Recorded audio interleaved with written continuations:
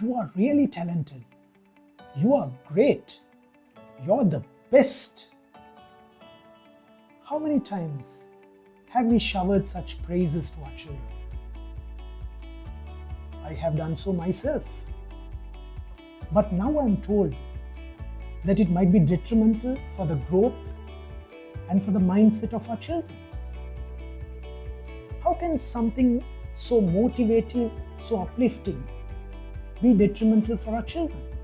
This was the same question I had until I read a wonderful great book by one of the great writers who have really researched thoroughly and given us great insights from her book, The Mindset. The Mindset by Dr.Carol S.Dweck. It's a beautiful and wonderful read, which I recommend to be read by all parents, teachers, coaches, and business students. The DNA of this book talks about two mindsets. It talks about a fixed mindset and a growth mindset. This book sheds some light over some of our most crucial questions we might be having. How does our mind work? Do we need to have innate talent to perform well? Is there a possibility for us to work hard, give our best effort, and match the people who perform really well? Can our weaknesses be converted into our strengths with effort and hard work? Or do we need to have innate talent in order to achieve that higher goal, that higher achievement, that higher success? This book speaks about all those elements and gives us a clear insight on 4 great things. I would like to take you through that journey where I have learned some lessons for me as a parent, as a teacher, as a coach, as a person in a relationship, and also a person who is working. Let's look at what lessons this book gives us for parenting. You might be aware that early childhood is one of the most key development stages in the life of a human being. Many great theorists have often outlined this and have spoken of the psychological, mental, and physical development which occur during this phase. How wonderful will it be if we could observe our children and know exactly how they think, and maybe use it to guide and lead them. This wonderful book takes us one step closer to that goal and to enrich our lives for the future. So as parents, this book clearly articulates there are children with 2 mindsets. One, as I told you previously, a fixed mindset, and the other, a growth mindset. A child with a fixed mindset always looks at 2 possibilities: winning or losing. Every child with a fixed mindset looks at winning and performing to succeed in every area of their lives. But sadly, when they encounter failure, they are distraught. They are totally devastated.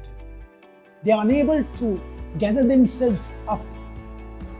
They feel as they have failed everyone. They feel as they have failed themselves. Most of all, they feel like they have failed their parents. But as for a growth mindset, the child who has won or is winning always contributes it to its hard work or effort the child has given that relevant task.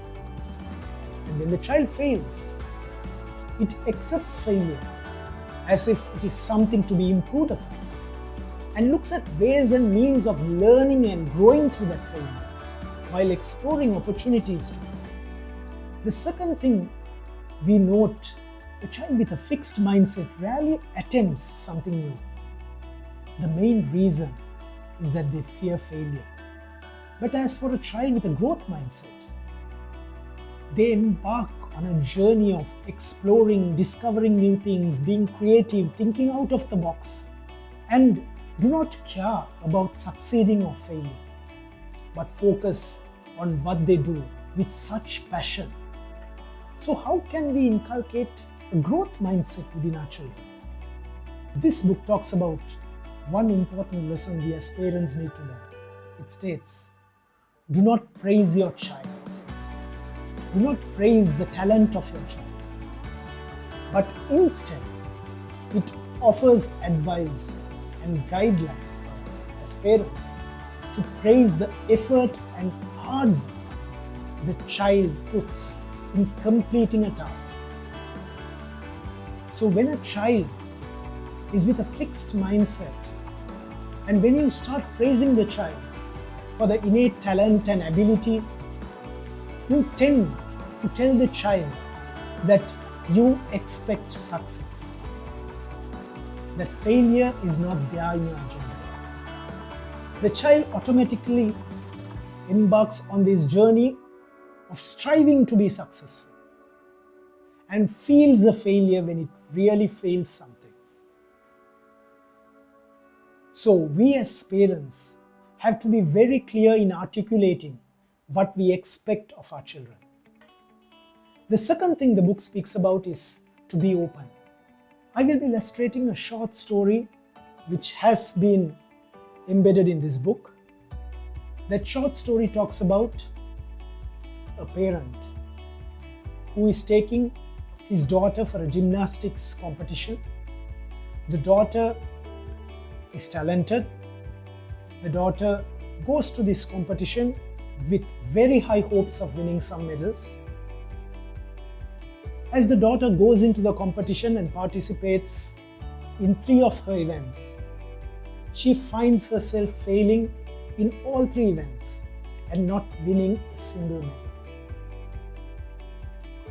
If you or I are her parents, what do you think we'd be saying to her? Oh, don't worry. You did your level best. Unfortunately, you didn't win it this time. That's okay. Or will we be saying, the judges did not judge well.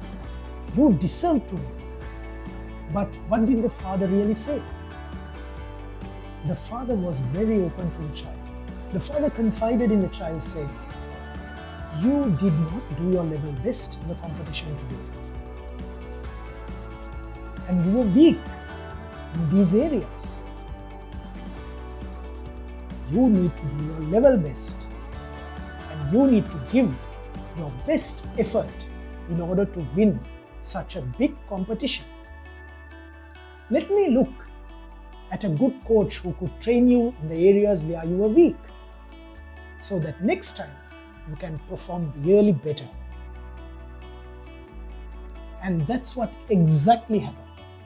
The following year, the child was able to win 3 medals in all 3 of her competitions. Are we able to be such a parent? Let's now look at how we as teachers or coaches could derive some lessons from this wonderful. The number 1 lesson for teachers and coaches is, do not judge your students or your team. Many of us tend to label our children as soon as they come into the classroom or as soon as we encounter them in a team. We tend to label them as lazy, crazy, creative, dumb, idiots. We tend to label them as wonderful, bright, successful people. We basically start framing them in such a way in our minds and start treating them the way we have framed them within our mindsets. That's where the danger is. There will never be an opportunity for a child to grow and prove us wrong.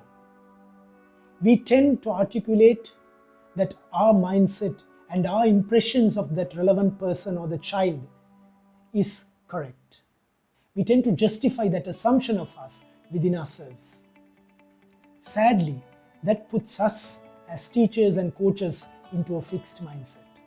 But when you look at a teacher or a coach with a growth mindset, they are open to look at how the child could grow. They are open to teach the child. They are open to coach the child and believe that every single child has the ability to be the best. And the second lesson, teachers and coaches, would be do not give up. Do not give up on anyone. Sometimes we as teachers and coaches tend to get aggressive, impatient on some of our children, especially when they fail or when they do something wrong. But a growth mindset identifies exactly why the child is behaving in such a manner and tends to look at ways to improve, to enhance, to teach the child the right way and embed the right values within the child so that the child is not sidelined but is encouraged and motivated by the teacher and by the coach. A teacher or a coach with a growth mindset always believes that they grow along with the children, along with teaching, along by coaching. They are open to learning lessons from their own team and from their own classes, whilst a teacher or a coach with a fixed mindset thinks that he or she has nothing to learn from the child or from the classroom or from the team and only has something to offer them. This becomes detrimental for the whole team and for the whole classroom. The next are some of the lessons I have learned and observed in workplaces. A person with a fixed mindset always thinks of success. They always are in a mindset of winning. They tend to be a little more selfish than the others. They always expect validation, praise, and when they do not get this validation, they tend to feel demotivated. They tend to get angry and gross at everyone around them.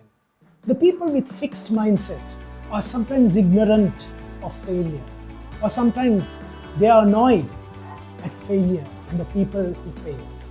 Unlike the culture where there is a growth mindset, an individual with a growth mindset tends to help each other, to work in a team as a collaboration, looks at encouraging each other, does not mind failing, but learns from these mistakes in order to overcome them. This book also leads us to organizations which have embedded this growth mindset and this fixed mindset. An organization with a growth mindset always inculcates a culture of success. There is no room for failure. Even the people who are hired are the most successful people, the most qualified people in the entire domain. And when anyone fails, they are being sidelined and sometimes even put out of the organization. Thereby, a sense of safeguarding themselves embarks within the mindsets of these employees. They tend to hide their failures. They tend to always portray a winning mindset. They always portray only the success stories and do not talk about the failures which they encounter. While in a growth mindset, the organization is willing to let the employee fail at times. Through this failure, the employee embeds a mindset of innovation, of creativity, of exploration, of discovering new things, of thinking out of the box, of taking that organization into greater levels because of one simple thing. They do not mind failing. So you can easily determine what category of the mindset you are or your organization is in. The final section we will be exploring together and learning the lessons from is from relationships. This book beautifully articulates that many a times when our relationships are broken, we feel pain, we feel anger, we feel betrayed. But a person with a fixed mindset always tends to show this anger explicitly, tends to take revenge over the other person, speaks of things that is harmful for the other person.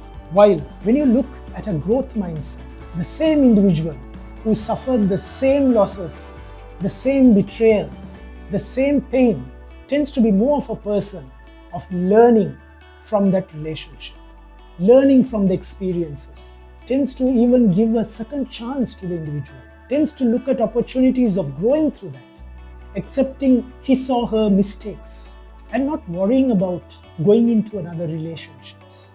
Many of you might have encountered where a person who has a failed relationship and a fixed mindset tends to totally isolate themselves from any relationships. So today, as we have learnt various lessons, this book finally gives us the most important truth. It articulates that there are two kinds of mindsets within each and every one of us. That is the fixed mindset and the growth mindset. We need to identify when our fixed mindset is triggered. It might be due to instances of anger, failure, disappointment, and when we identify this fixed mindset persona, we could easily ensure that we, with our growth mindset, could overcome this fixed mindset persona and create a personality which is more towards a growth mindset. But this growth mindset journey is not just one time. This is a continuation of learning, growing, and exploring throughout our lifetime.